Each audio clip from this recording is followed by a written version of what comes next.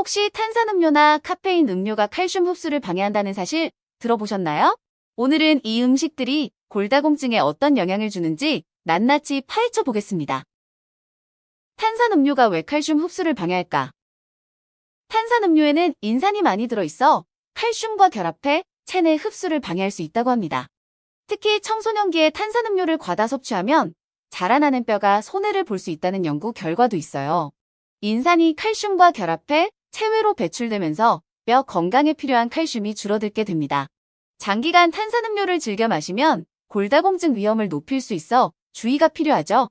실제로 탄산음료 섭취량이 많은 사람일수록 골밀도가 낮아진다는 통계도 보고되고 있어요. 성장기에는 특히 주의해야 하는데 그 시기에 뼈 형성이 활발하니까요. 결국 탄산음료를 줄이는 것만으로도 칼슘 흡수를 높이는 데 큰 도움이 됩니다. 맛있지만 뼈 건강에 해로운 탄산음료, 적정 섭취로 조절하는 습관이 꼭 필요합니다. 카페인이 뼈 건강에 미치는 영향. 카페인은 신장에서 칼슘이 빠져나가는 속도를 높인다고 알려져 있습니다. 특히 하루에 커피를 여러 잔씩 마신다면 칼슘 손실이 커질 수 있다고 해요. 카페인이 잉여 작용을 촉진해 소변으로 칼슘이 배출되는 양이 늘어납니다. 장기적으로 뼈의 밀도에 악영향을 줄 수 있으니 조절이 필수겠죠? 한 연구에서는 커피를 하루 4잔 이상 마시는 사람의 골밀도가 현저히 낮았다는 결과도 있었어요. 그래도 카페인을 완전히 끊기 어렵다면 칼슘 섭취량을 늘리거나 보충제를 고려하는 것이 방법입니다. 또한 디카페인 제품이나 다른 음료로 대체하는 방안도 생각해 볼 수 있어요. 뼈 건강을 위해서 하루 2잔 이하로 줄이거나 물과 함께 마시는 습관을 들여보세요. 짠 음식, 뼈를 갉아먹는다. 짜게 먹는 식습관은 혈압뿐 아니라 뼈 건강에도 큰 악영향을 준다는 사실 알고 계셨나요? 과도한 나트륨 섭취는 칼슘이 소변으로 함께 빠져나가는 현상을 유발한다고 해요. 결국 몸 안에 있어야 할 칼슘이 빠져나가면서 골밀도가 감소될 수 있습니다. 고혈압 환자들에게 저염식을 권장하는 것도 뼈 건강 측면에서도 이롭기 때문이죠. 보통 성인은 하루 2000mg 정도의 나트륨을 권장하지만 실제 섭취량은 훨씬 많다고 합니다. 특히 한국 음식은 짭짤한 반찬이 많아 모르는 사이에 나트륨 과다가 일어나곤 하죠. 짠 음식을 줄이기만 해도 칼슘 손실을 예방할 수 있으니 식습관 조절이 매우 중요합니다. 집에서 요리 시에도 소금 대신 허브나 천연 조미료로 맛을 내보시는 건 어떨까요? 골다공증, 어떤 위험을 초래하나? 골다공증은 뼈가 약해져서 작은 충격에도 쉽게 골절을 일으킬 수 있는 상태를 말합니다. 특히 척추나 골반 부위 골절은 일상생활에 심각한 지장을 주고 회복도 더딜 수 있어요. 노년층에겐 골절로 인해 거동이 불편해지고 이는 곧 2차 합병증을 유발할 위험도 큽니다. 삶의 질을 크게 떨어뜨리기 때문에 젊을 때부터 예방이 매우 중요하다는 점이 강조됩니다. 골다공증, 골절은 통증이 오랫동안 지속되고 재활 기간도 길어 사회적 비용 또한 만만치 않습니다. 정기검진을 통해 골밀도를 체크하고 위험군일 경우 미리 대처가 필요해요.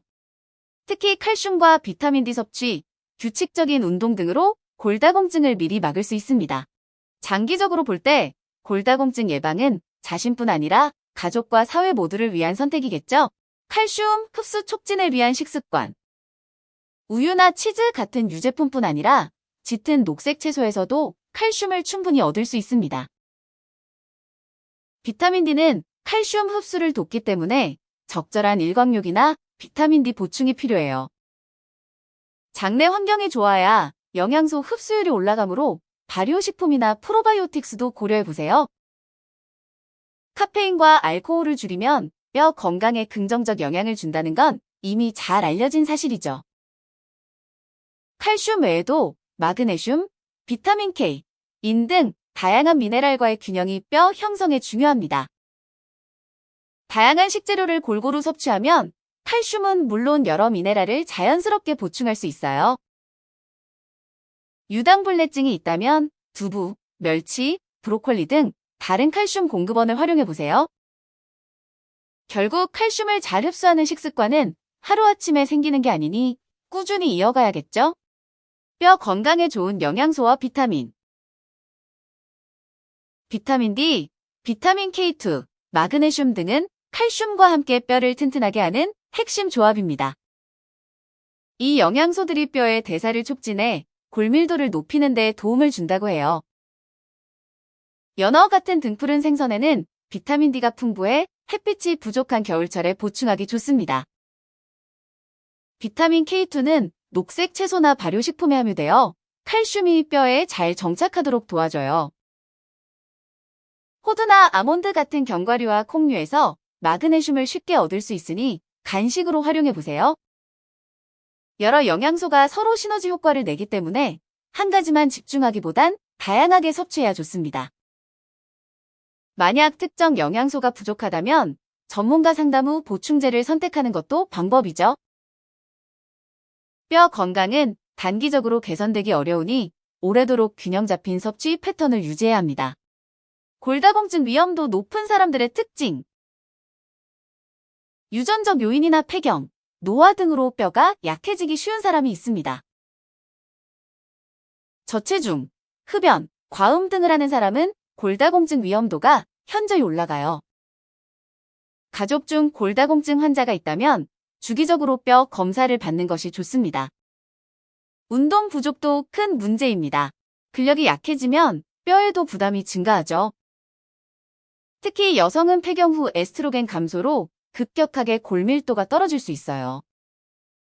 영양 결핍이 있거나 호르몬 불균형이 심하면 골다공증이 더 빨리 진행될 수 있습니다. 자신이 위험군이라면 더 일찍부터 골밀도 검사나 영양 관리를 시작하세요. 고위험군일수록 작은 습관 변화가 큰 차이를 만들 수 있으니 반드시 실천이 중요합니다. 중년 이후 반드시 챙겨야 할 운동. 뼈 건강을 지키려면 체중 부하 운동이 필수라는 것 들어보셨죠? 근력 운동은 뼈를 자극해 골밀도를 높이는 데 효과적이라고 알려져 있어요. 균형 감각을 기르는 운동도 골절을 예방하는 데 큰 도움이 됩니다. 폐경 이후 여성에게 운동은 뼈 건강을 지키는 가장 확실한 방법 중 하나로 꼽히고 있어요. 수영이나 자전거 타기는 관절 부담은 적지만 체중 부하가 적어 골밀도 강화 효과는 다소 낮을 수 있습니다. 몸 상태에 맞는 운동 강도를 선택해야 부상 없이 꾸준히 이어갈 수 있겠죠? 점진적으로 무게나 시간을 늘려가는 것도 중요한 포인트입니다. 결국 규칙적인 운동 습관이 중년 이후 뼈 건강의 핵심 열쇠가 되어줄 거예요. 칼슘 보충제, 복용 시 주의사항. 칼슘 보충제를 무턱대고 많이 먹는다고 해서 뼈가 무조건 튼튼해지는 건 아닙니다. 비타민 D와 함께 섭취하면 흡수율이 더 높아진다는 점을 기억하세요. 대량을 한 번에 복용하면 요로결석 같은 부작용 위험이 있으므로 나눠서 드시는 게 좋아요. 다른 약물이나 영양소와의 상호작용도 있으니 반드시 전문가와 상담 후 결정하시길 권장합니다. 칼슘 보충제도 종류가 여러 가지라 탄산칼슘과 시트르산칼슘의 흡수율이 다를 수 있습니다. 흡수율을 높이려면 식사 중간에 섭취하는 등 적절한 타이밍을 잡는 것도 중요해요. 과도한 복용은 동맥 경화나 신장 문제를 유발할 수 있으니 주의해야 합니다. 본인의 혈중 칼슘 수치를 체크해가면서 보충제를 선택하는 게 가장 안전하겠죠? 생활 속에서 쉽게 실천하는 뼈 건강 팁. 아침에 잠깐이라도 햇빛을 쬐면 비타민 D 합성이 촉진돼 칼슘 흡수를 돕습니다. 장시간 앉아 계신다면 자주 일어나 스트레칭하며 뼈와 관절의 부담을 줄여주세요. 짠 음식을 피해 자체 재료의 맛을 살리는 조리법을 사용하면 더욱 좋겠죠? 주말에 가벼운 등산이나 걷기는 뼈를 자극하면서 스트레스도 해소할 수 있는 일석이조 운동입니다. 집에서도 스쿼트나 가벼운 근력 운동을 통해 일상적으로 뼈 건강을 챙길 수 있어요. 간식을 견과류나 요거트 등으로 대체해 칼슘과 단백질을 동시에 채워보세요. 수분 섭취가 원활해야 영양소 흡수도 잘 되니 충분한 물 마시는 습관도 중요합니다. 크고 어려운 변화가 아니어도 작은 습관이 쌓여 뼈 건강을 지켜낸다는 점을 잊지 말아요. 해당 영상은 아래의 논문들을 인용했습니다. 카페인 섭취와 골밀도 간의 상관관계를 연구한 논문. 짠 음식이 칼슘 배출을 증가시키는 기전을 분석한 연구. 시청해주셔서 감사합니다. 관련 제품은 아래 더보기 및 댓글을 확인해주세요.